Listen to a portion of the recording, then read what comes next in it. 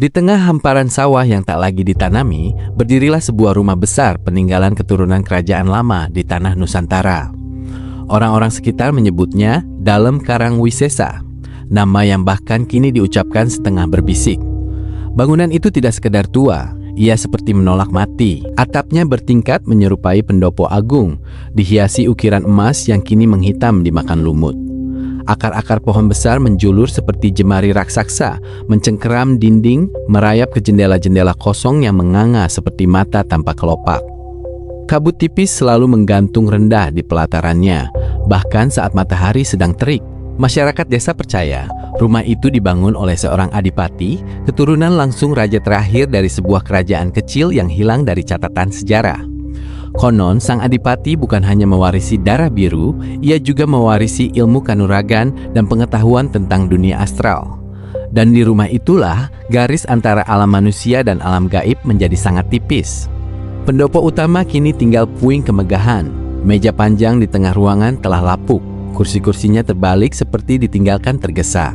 Lukisan para leluhur masih tergantung di dinding, namun cat wajahnya memudar. Anehnya, warga yang pernah masuk bersumpah, mata dalam lukisan itu mengikuti setiap langkah mereka. Tangga melingkar di sisi ruangan naik ke lantai atas yang tak pernah benar-benar terang. Beberapa orang mengaku mendengar suara langkah kaki di sana, pelan, menyeret, lalu berhenti tepat di atas kepala mereka. Tak ada siapapun. Di salah satu sayap rumah terdapat ruangan gamelan. Gong-gong besar berdebu, kendang tergeletak miring. Namun pada malam-malam tertentu, khususnya malam Jumat Kliwon, angin membawa bunyi tabuhan pelan dari dalam rumah. Irama lirih, lambat, seperti tembang pengiring upacara, padahal tak ada seorang pun yang berani mendekat. Konon dahulu di ruangan itulah dilakukan ritual pemanggilan penjaga gaib kerajaan. Bukan jin sembarangan, melainkan sosok-sosok yang disebut sebagai kaula, bayangan entitas astral yang diikat sumpah darah untuk melindungi garis keturunan raja. Namun, sumpah selalu punya harga. Di lorong panjang yang dindingnya dihiasi mural dewa-dewi dan makhluk mitologi, akar-akar pohon menembus lantai dan menjalar seperti ular. Di ujung lorong ada pintu kayu besar yang tak pernah berhasil dibuka, bahkan oleh mereka yang mencoba merobohkannya. Mitosnya, di balik pintu itu tersimpan cermin pusaka, cermin yang tidak memantulkan wujud fisik, melainkan rupa asli jiwa seseorang. Seorang pemuda desa pernah nekat masuk bersama teman-temannya, sekedar membuktikan bahwa cerita itu hanya tahayul. Mereka menertawakan suara-suara aneh, mengabaikan hawa dingin yang tiba-tiba menyelimuti ruangan. Namun, ketika mereka sampai di lorong itu, salah satu dari mereka terdiam. Ia menatap ke ujung lorong yang gelap.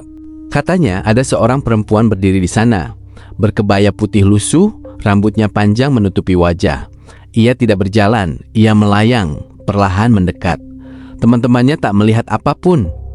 Pemuda itu ditemukan keesokan harinya di pelataran rumah, duduk mematung menghadap bangunan tua itu.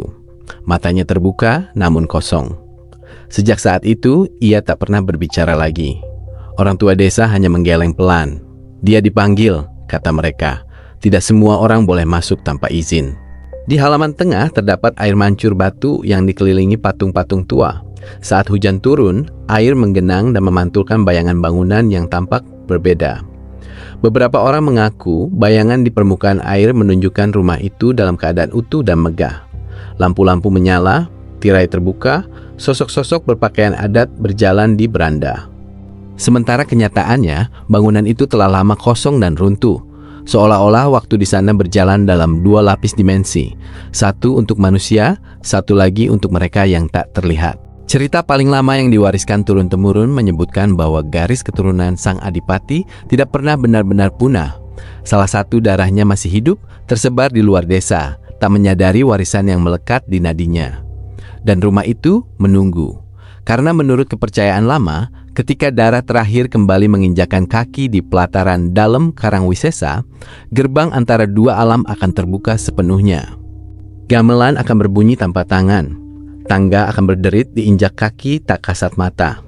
Lukisan-lukisan akan tersenyum, dan rumah itu tak lagi menjadi reruntuhan. Ia akan bangun, bukan sebagai tempat tinggal manusia, melainkan sebagai istana bagi mereka yang selama ini hanya menunggu dalam bayangan.